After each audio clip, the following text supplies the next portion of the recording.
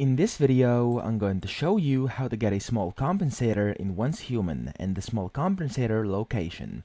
So as you can see, it's found inside this glowing rock in front of me, and I'm going to show you where this is on the map. If I open up the map, up here where Tall Grass Inn is, in the Chalk Peak level 33 area, you have to go up here to this town which is called Furnace Lair.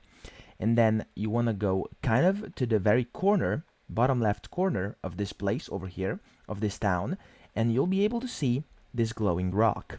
Now, this glowing rock has to be destroyed using an explosive. Now, it can be done with a rocket launcher or anything you want. However, a simple grenade, easily obtained, can do the job as well.